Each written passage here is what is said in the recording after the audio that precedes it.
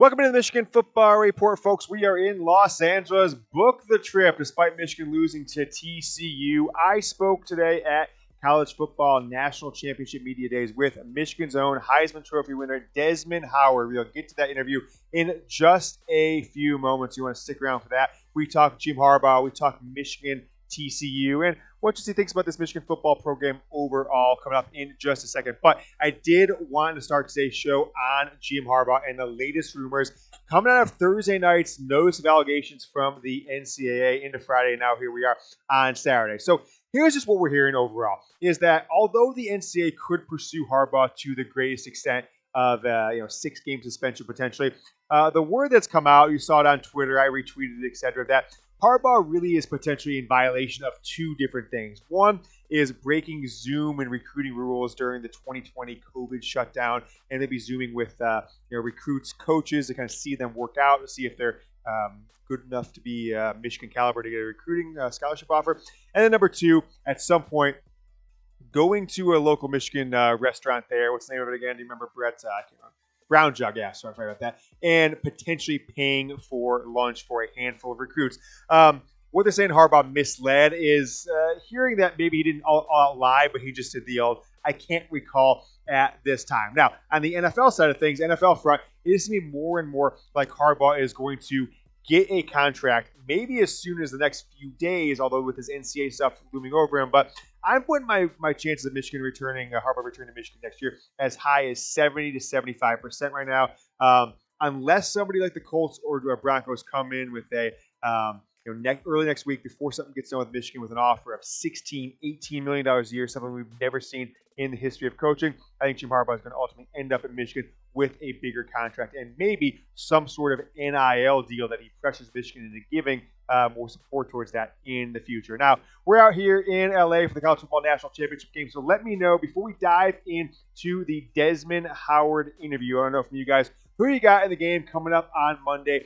Georgia, TCU. If you guys aren't following me on Twitter, it's at James Yoder. Follow me. I posted a painful photo with the College Football National Championship trophy. Michigan should be here, damn it, but they're not. So give me a G or a T. Let me know who you got in this game down in the comments.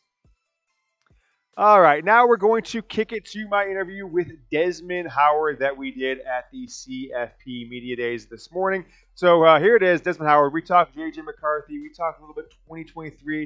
We talked some Georgia and TCU as well. And then just thinking about the overall state of the program with Jim Harbaugh, recruiting violations, and potential taking a job with the NFL. So here's me with Desmond Howard.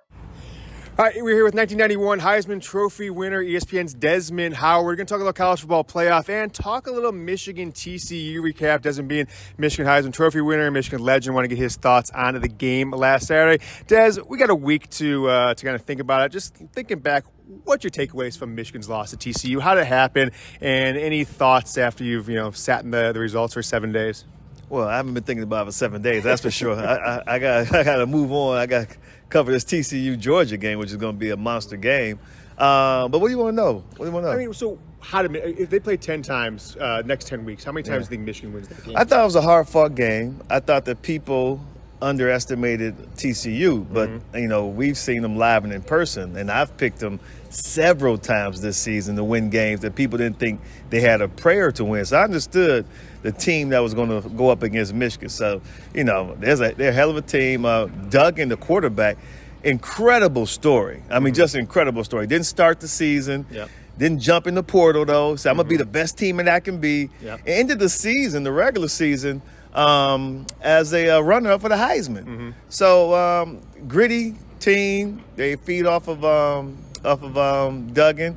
The Michigan game, hard-fought game. Both teams left it all on the field. I thought that at the end, the officials robbed Michigan of the opportunity to continue to play with that targeting call that they said was not targeting, which I guess is just really subjective at this point, huh? Was that an all-time cop-out from them of not making that call at the end? I mean, I tell you what, two bad calls. They took points off the board, and everyone who, if you listen to the announcers during the game, they said that's a touchdown. Yeah. They didn't have a dog in the fight. They didn't go to Michigan. They didn't go to TCU. Yeah. Just what they saw on the field, that was a clear and obvious touchdown. Yeah. How did they reverse that when it normally takes anything short of like actual DNA to reverse? For sure. Yeah, you can't on the field reverse like that. it. Where was the evidence? Right? Yeah, exactly. It took points off the board. And you're looking at a team that lost by 6 points. And then, like I said, they didn't get a chance to finish it because the targeting call robbed them of the opportunity to play the game out. Yeah. So talking here, but no, you gotta give credit to TCU. I mean, like I said, all season long, they've been just one of my favorite teams to watch. They came out and played their butts off, just like they've done all season. Though, very resilient team. Came up short in the Big 12 championship game, but outside of that, they're a team that just they don't know the meaning of the definition of quit. So going into that Michigan game with TCU, I said for Michigan to win this one, they got to start hotter than they did all year. Michigan, we know, was a slow starting team in the first half. TCU was maybe the best close game team I don't know I've seen in 20 years in college football. They were in, 9 one-score games. Do you think TCU has a chance with that mentality, that underdog? I think Michigan may have overlooked TCU a little bit. I think people potentially saying, do they have a chance against Georgia? And can they use the momentum of the Michigan win to maybe be the most unlikely national title we've seen in since the early 90s? They have a shot. Yeah. This is a team, like I said, they don't know the meaning or the definition of quit. Like, they have a lot of fight in them. Sonny Dykes, his coaching staff has done a tremendous. This is their first year. It's like crazy, but they've done just a fantastic job of getting the guys to buy into whatever they're selling. You know what I mean? Which is normally very difficult to do year one. So of course they got a fighter's chance. I mean, you got. Like I said, you got the guy who was a Heisman runner-up in Max Duggan, and he's not just important to the offense, he's important to the whole team. And then you got the injuries, though. Kendre Miller for TCU. What's his status? His backup did a bang-up job versus Michigan. Yeah, but he ain't Kendre Miller, though. For sure. He also put it on the ground, too. Yeah, he did. I mean, so trust me, Kendre Miller's RB1 for a reason. Yeah, and that fumble at the end of the third quarter, kind of Michigan has another glimpse of hope for them. Yeah, and then Darnell Washington for Georgia, the tight end. What's his status? So there's a lot of question marks out there. Yeah. We'll get back to Desmond Howard, the rest of that interview in just a moment. But if you haven't yet, subscribe to us here on YouTube as we approach 26,000 subscribers. It is at youtube.com/Michigan TV. I mean, we're putting out the most content, and we have the biggest audience for Michigan football of any show, podcast, etc. So go ahead and subscribe if you haven't yet. youtube.com/Michigan TV. It's the Michigan Football Report from Chat Sports. Let's go to the rest of my interview with Desmond Howard. Desmond here representing Modelo. Why don't you talk about what Modelo and the College Football Playoff are doing? Yeah, well, first of all, Modelo is the official beer sponsor of the College Football Playoff, and we got together a year ago, and we did this. And, just want to celebrate fans, the fighting spirit of the fans. We talk about the fighting spirit of the players, right? You look at that Michigan game, incredible, explosive third quarter, right? Amazing. And you look at the fighting spirit in the Ohio State-Georgia game, right? So anyway, but we always talk about that with the players, but how about the fans? Because they're the gasoline that drives this whole thing. And Modelo recognizes that, and it's the ultimate fan contest. And I tell you what, it's been fun. It's been enjoyable to read the submissions from the fans all over the country. We got some very, very passionate college football fans. Now, obviously, I know that because I travel around the country with game day and I see them. But for Modelo to recognize them, and we have a winner, and the winner gets 2 tickets, $100,000 salary, which ain't bad, and get a chance to hang out with me and get to talk some football. And we know the winner's name. I don't know if you want the winner now? Why not? It's a woman named Laura. And Laura's from Wisconsin. And Wisconsin is one of my favorite places because I played up in Green Bay. Yep. And the Packers got a big game against the Detroit Lions this weekend that nobody ever saw coming. Sure.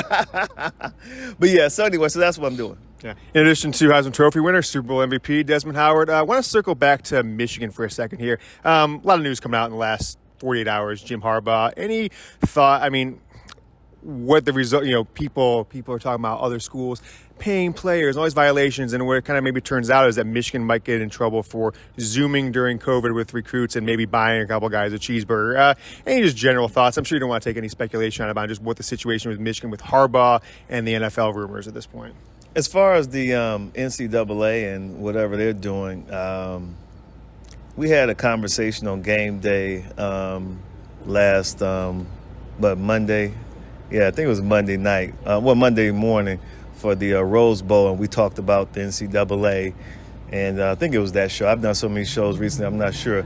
Or it may have been the Peach Bowl show. But anyway, I made a comment that the NCAA is only good for coming down for student athletes once they get like a slice of pizza from a booster. Mm-hmm. That's about it for the NCAA. So I just, it's like much ado about nothing. Michigan's a big brand. Mm-hmm. If you want clicks, what are you going to do? You're going to put Michigan, if he Zoomed with somebody during COVID, I don't, okay, all right, got it. I mean, I don't know, I have no idea what the facts are, but anytime you can put Michigan on the front of a story, and then you can connect it to, hey, maybe some sort of NCAA violations, not that someone's parents got $100,000 or something, but he may have Zoomed with somebody, I guess. Like I said, I don't know the facts. Yeah. I guess I'll just wait until all the details come out. But like I said, it's a big brand, so if you want clicks and you want people to pay attention, make it a bigger media story than it probably is. I got a couple of quick rapid fires here. I have long said that the fall of 1991 in Michigan is the greatest fall a college ever happened. You won the Heisman. Fab Five shows up in Michigan. Do you agree with that assessment? It's one of the greatest. I tell you what. I tell you, in the evening that I won the Heisman was the same day where Michigan Fab Five played Duke in basketball that day, and I remember I was like at the DAC trying to find a TV so I can watch the game. And then Bruce Motti, the SID at Michigan, he had to go searching for me because I had to go up to the where the announcement was being made, and I'm watching the Fab Five introduce themselves to the college football world. It was a lot of fun. It was great being on campus then too. Yeah, it was great. It's actually very funny historically. I don't know if you know this. Charles Woodson won the Heisman 6 years after you. Michigan played Duke that day too. And beat them. Right? Lost in 91 freshman, and then they upset number one Duke December of 97 as well, which is really small world kind of there. I didn't know that. All right, so think about looking towards next college football season. Who do you give you an early shot at top 2-3 teams going into 2023 off the cuff? You thought about it? Way too early. Way too early. Way too early. Because with the transfer portal now, it changes everything, and so you have to kind of wait till spring football comes, so you'll see where the dust settles and where everyone landed. With the transfer portal. So it's so much. It's way too early right now, just because there's just so much movement in college football. Man, it's like damn near every day I look at my Instagram and Pete Thamel was like, breaking news, this coach is here, this coach is there, this coach is, what I mean? So just so many moving parts right now. It's way too early to try to make that type of a prediction. All right. And then I got to ask you a tough one here. Because they roast you on the internet for this. What do Michigan, Baylor, Texas A&M, and Pitt have in common? Those are your picks for the CFP. They're not in the championship game. I have no idea. I care well, no, people roast you on that. I'm just using this. People roast you for that. But then you look at Kirk's and everything. Nobody got more than one right. Analyst and just pick the common teams, right? That would have been easy. But I mean, somebody. You got to go on a limb, right? Somebody got a pair of balls and they want to, go out, think outside the box every now and then. Yeah. It wasn't. No big deal for me. Hey, the internet enjoyed it, right? No, I see people put out there. I'm like, well, Herbstreit only got one of the four, right? Why don't you roasting him for that one, right? Exactly. But you take a shot at that one, but kind of funny. You got Michigan, right? Which I'll do the same thing too next year. Early shot next year. Let's see. I know Texas Longhorns. All right, we've been with Desmond Howard, 1991 Heisman Trophy winner. He's here representing Modelo for the College Football National Championship. Des, thanks so much. Thank you guys for having me. Appreciate it. Yeah. All right, hope you enjoyed that interview with Desmond. That is the wrap-up of today's show. We will be back. I think we're going to do a live show either Sunday or Monday here from College Football Playoff Media Headquarters. So make sure you stick with us, subscribe to the channel. Until I see you next time, go Blue.